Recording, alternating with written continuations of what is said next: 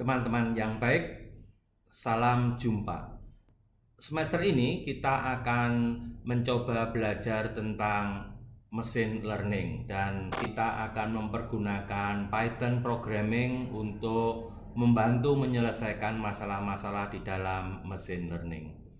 Hal pertama yang harus kita ketahui adalah apa sih sebenarnya machine learning itu. Itu yang harus kita ketahui terlebih dahulu. Nah, di dalam PPT kita kali ini akan ada 8 hal yang akan kita bicarakan. Yang pertama itu arti machine learning seperti apa, lalu hubungannya antara artificial intelligence, machine learning, dan deep learning. Lalu kita juga ingin melihat, meninjau apa perbedaan antara mesin atau sistem dengan kita manusia.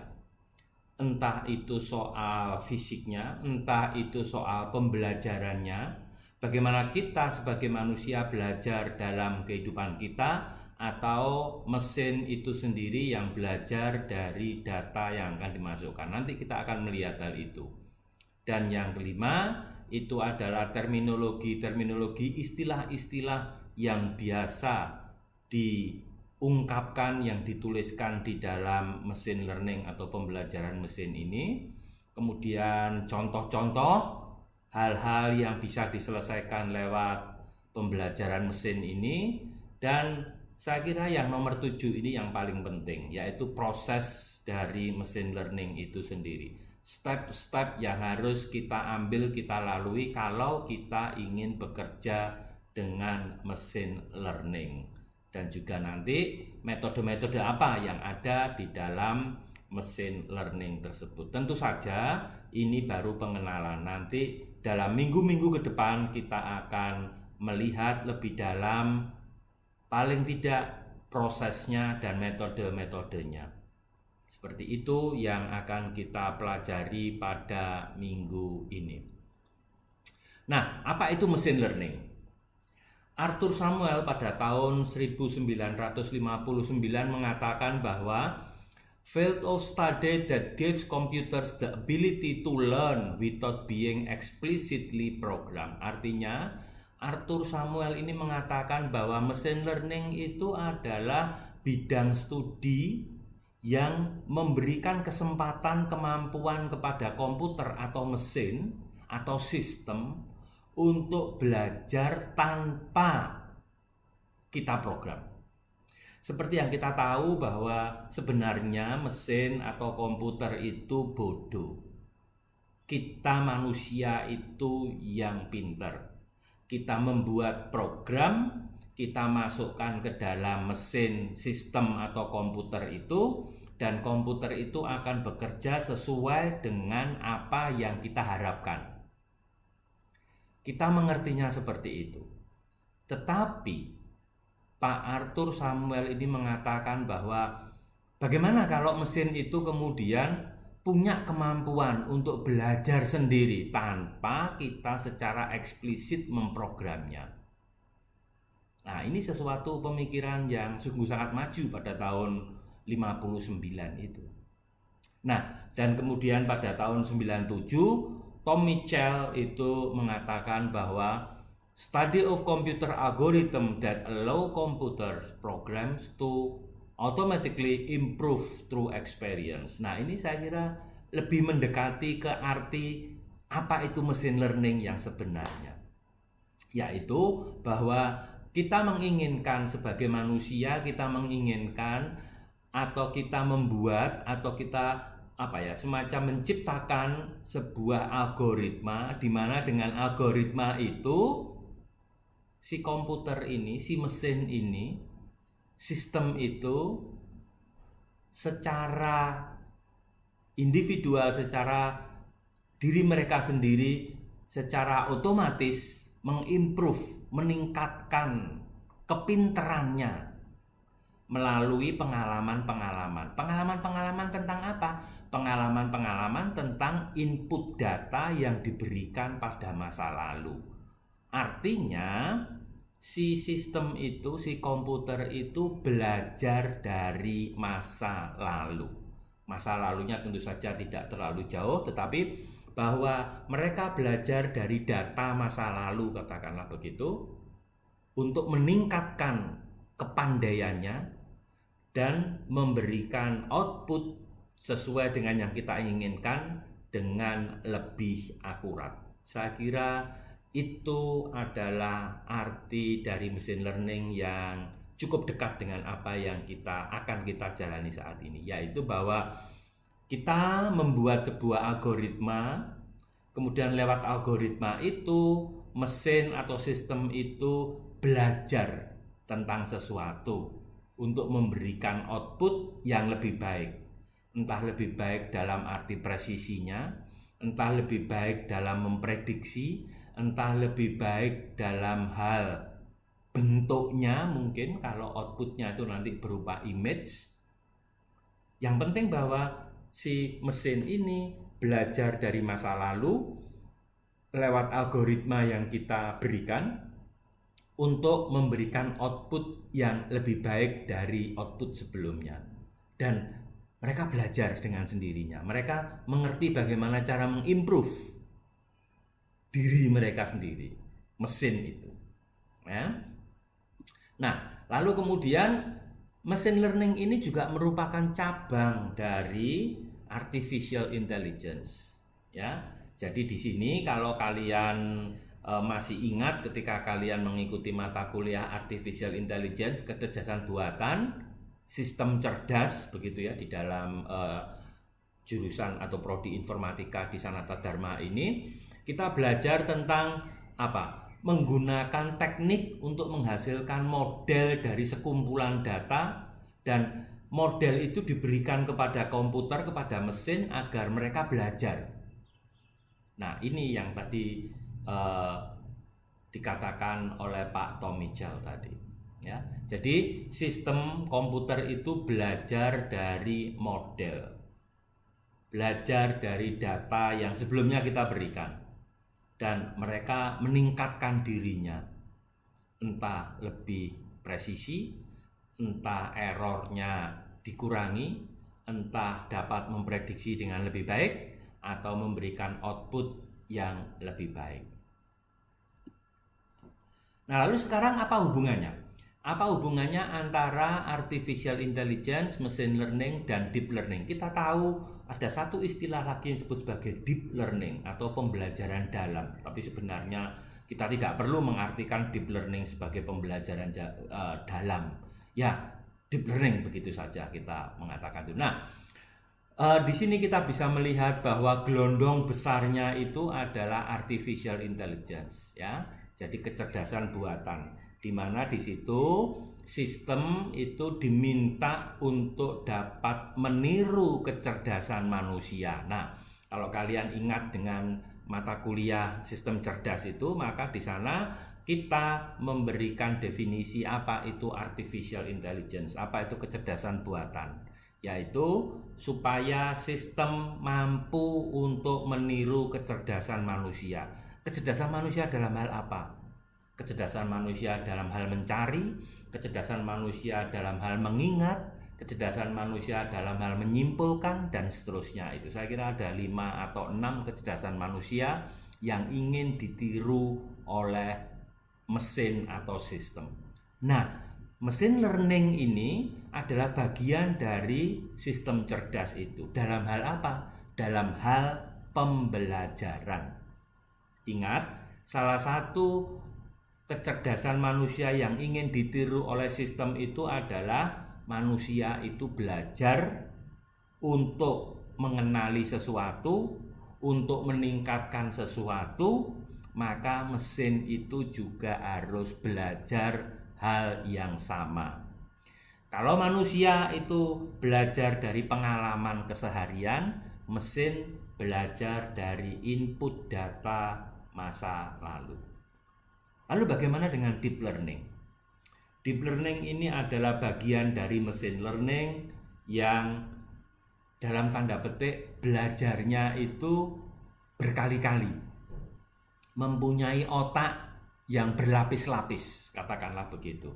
Sehingga diharapkan dengan deep learning ini hasil atau output yang diberikan akan lebih akurat, akan lebih presisi, akan lebih baik dibanding dengan mesin learning biasa.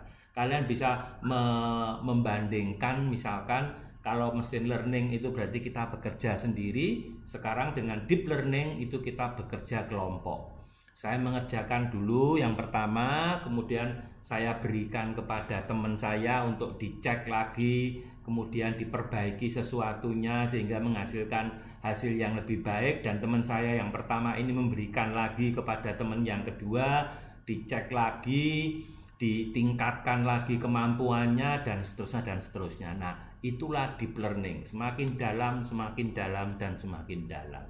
Nah, dengan demikian kita bisa mengerti hubungan antara artificial intelligence, sistem cerdas itu dengan machine learning, pembelajaran mesin, dan deep learning. Nah, lalu kemudian sekarang apa perbedaannya? Perbedaannya antara manusia dan mesin atau sistem. Tadi saya sudah mengatakan, kita sebagai manusia itu mempunyai kecerdasan dalam hal belajar. Tetapi kita belajar dari pengalaman masa lalu.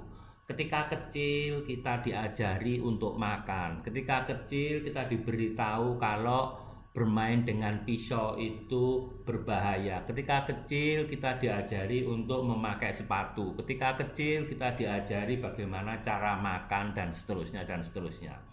Pada waktu kita belajar itu, misalkan contoh saja, ketika kita diajari bagaimana cara makan, mungkin akan belepotan, ya. Tetapi semakin lama kita semakin tahu, dan akhirnya ketika kita dewasa kita makan dengan baik tanpa belepotan. Kalau sekarang banyak orang sepedaan, nah, ya, sama. Pada awalnya kita belajar untuk naik sepeda 1, 2, 3 kali ambruk, tidak bisa berjalan, tapi kita belajar dari sana, menjaga keseimbangan, bagaimana caranya ngerem, bagaimana cara menggoes dan sebagainya, dan sekarang kita bisa sepedaan dengan cepet-cepetan, banter-banteran. Ya, manusia belajar dari pengalamannya. Lalu bagaimana dengan mesin? Bagaimana dengan komputer? Mereka juga ketika kita berbicara tentang sistem cerdas, mereka juga harus belajar. Tetapi seperti yang tadi saya katakan bahwa pada prinsipnya komputer itu bodoh, yang pintar itu adalah manusianya.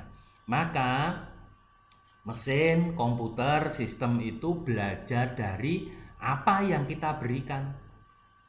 Kita memberikan instruksi, kita memberikan algoritma, kita memberikan coding, code-code kita dalam sebuah program, dimasukkan ke dalam komputer atau sistem itu.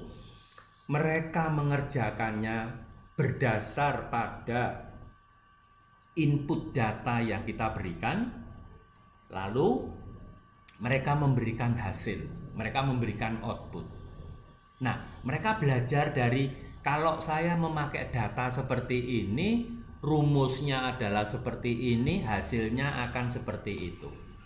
Sekarang, ketika kita belajar sesuatu yang baru, maka rumusnya saya tingkatkan, saya beri input data yang baru, hasilnya seharusnya lebih akurat. Nah, itu cara belajar mesin, cara belajar komputer atau sistem yang ada. Kita membantu mereka dengan membuatkan coding, membuatkan algoritma, dan lewat itu mereka belajar untuk memberikan hasil yang lebih baik. Nah, lalu bagaimana? Lalu bagaimana ketika mereka merasa bahwa ada machine learning? Tadi dikatakan bahwa machine learning itu diminta agar komputer atau sistem itu belajar sendiri, improve dirinya sendiri, automatically improve dirinya sendiri. Lalu bagaimana perbedaannya dengan pemrograman tradisional? Nah, gambar ini saya kira sangat membantu, ya. Jadi di dalam pemrograman tradisional itu kita mempunyai data, kita mempunyai rumus, dan komputer itu atau sistem itu membantu kita untuk menjawab. Ini mirip seperti kalkulator itu loh. Ya. Jadi saya punya angka 1, rumusnya itu adalah Y sama dengan X plus kali 2 ya. X-nya sama dengan 1 di sini, lalu rumusnya Y sama dengan X kali 2, maka secara tradisional atau konvensional kalkulator itu akan menghitung Y itu berarti sama dengan 2. Karena 1 ini, X ini digantikan dengan 1, maka 1 kali 2 menjadi 2. Ya, itu pula selanjutnya. Kalau saya punya nilai 2 di X, lalu kemudian X kali 2, maka seperti itu ya. Ini adalah perhitungan atau komputasional yang konvensional, yang tradisional. Lalu bagaimana bedanya dengan mesin learning? Pembelajaran mesin berarti bahwa saya atau kita sebagai manusia itu menyerahkan rule-nya, hukumnya itu kepada mesin. Kita punya data input, lalu kita mendapatkan jawaban sama dengan 2, tetapi mesinnya itu sendiri yang berpikir ini rumusnya apa. Ya. Kita tidak memberikan, mereka tidak memberikan jawaban dalam arti plain atau terbuka seperti ini, tetapi mereka akan memikirkan kira-kira rumusnya seperti apa, rumus yang paling baik seperti apa. Tentu saja mereka belajar dari ini, data dan jawabnya. Ya.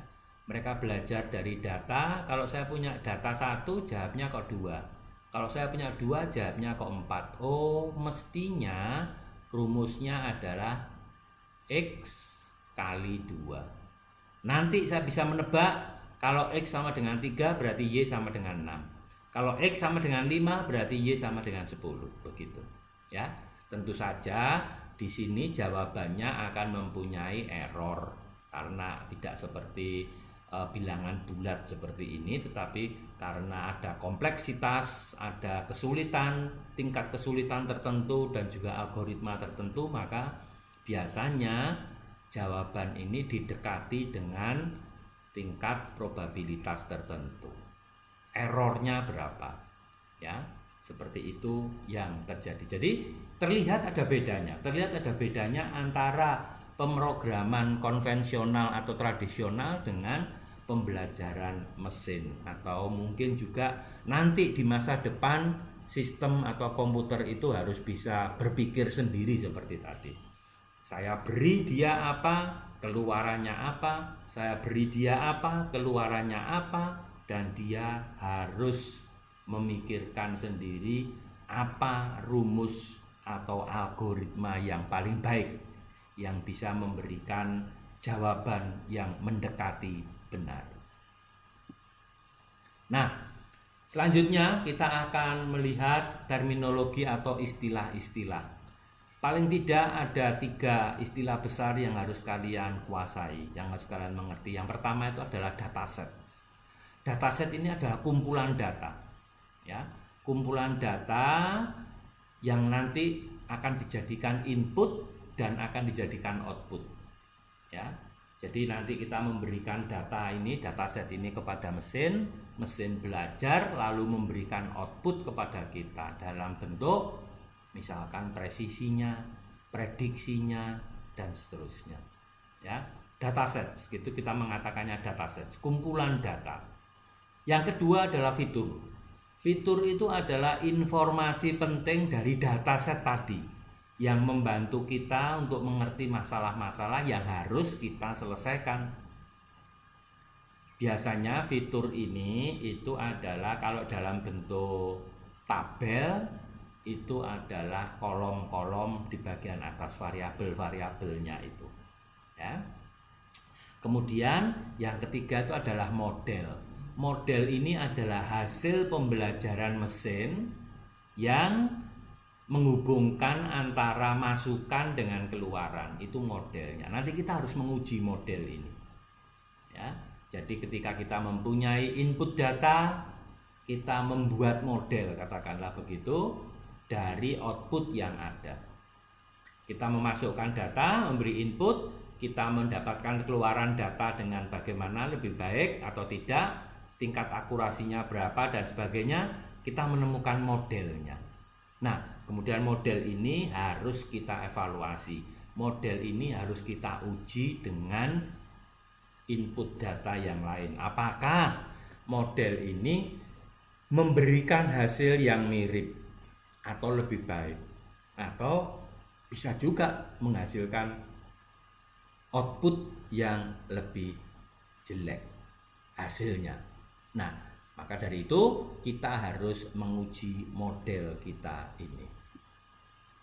Lalu contoh-contohnya apa? Misalkan dalam dunia perbankan, ya, itu kita bisa biasanya mereka akan mempergunakan machine learning ini untuk belajar dari habitus atau data-data dari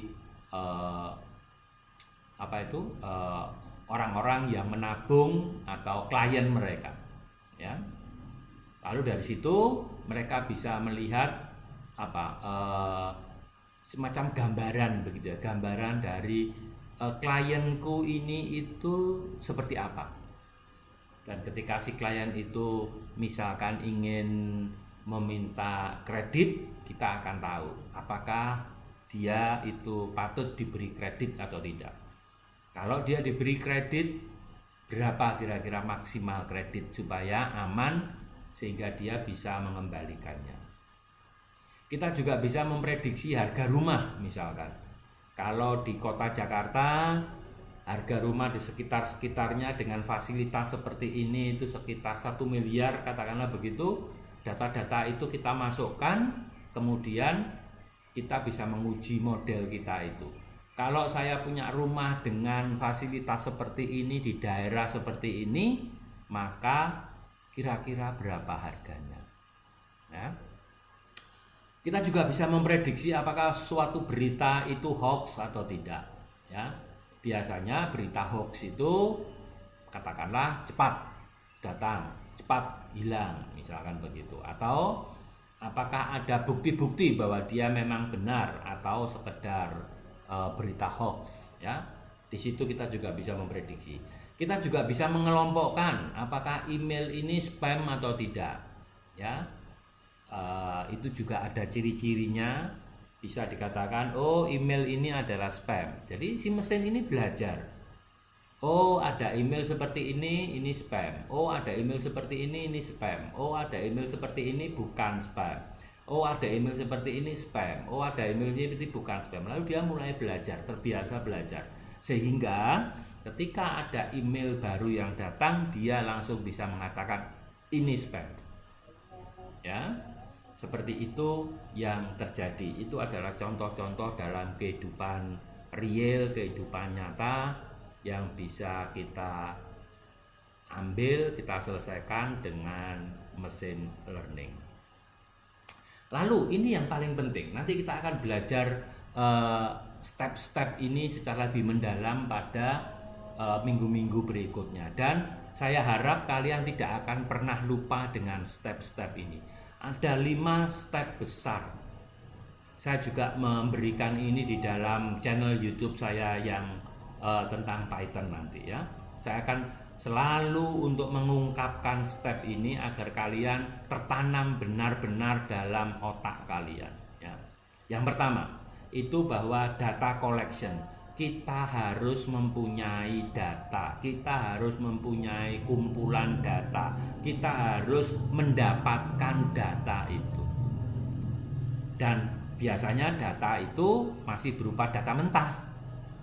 Maka kita mempersiapkan data itu. Kita membersihkan data itu, kita mengisi data itu. Kalau ada yang kosong, kita melakukan standarisasi dan seterusnya. Nanti kita akan belajar ini. Itu adalah step yang kedua. Step yang ketiga, kita mulai membuat model dari algoritma tertentu yang sudah kita berikan data yang tadi kita siapkan. Kita mendapatkan model. Lalu kemudian model itu kita evaluasi. Kita mengambil data yang baru, lalu data yang baru itu kita masukkan ke dalam model yang sudah kita buat, lalu dari situ kita mendapatkan hasil. Apakah hasilnya itu akurat tidak? Apakah hasilnya itu mirip dengan yang pertama tidak? Nah, lalu ketika kita mengalami hal itu, ketika kita mendapatkan hasil itu, sekarang kan tujuan kita itu ingin mendapatkan hasil yang paling baik atau semakin baik. Nah, kita melakukan hyperparameter tuning, kita melakukan adjustment, kita melakukan penyesuaian, penyesuaian parameter-parameternya kita sesuaikan sehingga menghasilkan jawaban atau output yang lebih baik. Ya, jangan takut, nanti dalam minggu-minggu berikutnya kita akan latihan untuk ini agar 5 langkah ini benar-benar kalian pahami dan dapat langsung begitu saja muncul ketika kalian berhadapan dengan masalah yang ada. Apa datanya? Bagaimana saya harus mengumpulkan data itu? Lalu saya melihat data itu. Apa yang kurang dengan data ini? Apa yang harus saya tambahkan dengan data ini? Apa yang harus saya siapkan dengan data ini? Setelah itu kita membuat modelnya, lalu model itu kita evaluasi. Dan kalau kita ingin mendapatkan evaluasi yang lebih baik, saya harus melakukan tuning parameternya. Kita harus menyesuaikan parameternya. Ya, itu adalah langkah-langkah dalam proses pembelajaran mesin. Nah, kemudian ada metode di dalam pembelajaran mesin. Sebenarnya tidak 5 metode, tetapi ada 3 metode besar. Ya, di dalam machine learning itu ada 3 metode besar, yaitu supervised learning, unsupervised learning, dan reinforcement. Ya, apa itu supervised machine learning? Itu adalah pembelajaran di mana sudah ada target labelnya, sudah ada target fitur yang sudah disiapkan di sana. Biasanya kita melakukan klasifikasi dan regresi untuk itu, karena tujuannya sudah jelas. Ada tabel di sana, ada label di sana yang mewakili data kita. Ya, nanti akan kita pelajari lebih dalam. Lalu kemudian unsupervised learning itu adalah kita tidak mempunyai label data, kita mempunyai data yang berserakan, lalu kita mengumpulkan itu, melakukan clustering. Kita memilah-milah mana data yang mirip untuk kita jadikan satu kelompok data dengan kemiripan tertentu. Sedangkan yang ketiga, reinforcement, itu adalah bagaimana mereka bisa belajar seperti kita manusia. Jadi ada reward and punishment, ada berbagai macam hal yang perlu diperhitungkan. Ya. Deep learning itu menjadi bagian dari supervised dan unsupervised dan reinforcement. Bagaimana dengan semi supervised? Ya, semi supervised ini sebenarnya adalah semacam akal-akalan manusia begitu ya. Ini adalah gabungan dari unsupervised dan supervised ya. Jadi kita ingin melakukan unsupervised, kita belum mempunyai label data, tetapi kita mengandaikan bahwa data-data ini bisa kita kelompokkan begitu ya. Kemudian dari situ kita bisa mempelajari ciri-cirinya, dan akhirnya dari situ kita bisa menebak atau menentukan kira-kira ini itu masuk ke kelompok mana. Dengan demikian itu adalah semacam mix atau gabungan dari supervised dan unsupervised. Jangan takut, nanti kita akan belajar ini sampai dengan akhir semester ya. Nah, dengan demikian kita bisa melihat, kita bisa mengerti apa itu machine learning. Dan sebenarnya jauh sebelum tahun 59, seperti tadi dalam bagian pertama slide itu, Pak Alan Turing ini dengan mesin Turingnya itu sudah memprediksi pada tahun 47. What we want is a machine that can learn from experience. Jadi Alan Turing ini sudah menginginkan adanya mesin yang dapat belajar dari pengalaman. Mesin yang dapat belajar dari lingkungan environment di mana dia bekerja. Mesin yang dapat meningkatkan kemampuan pembelajarannya sendiri, kepandaiannya sendiri berdasar pada pengalaman. Nah, saya kira ini bisa terlihat saat ini dengan begitu banyak robot, ada begitu banyak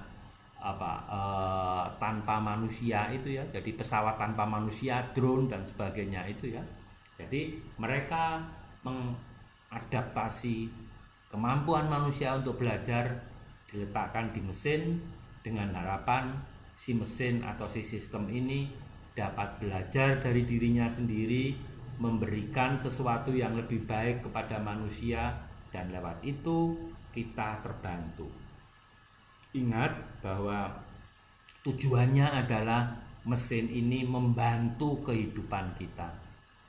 Maka saya pribadi juga tidak percaya bahwa di masa depan robot-robot ini akan menguasai manusia, tidak.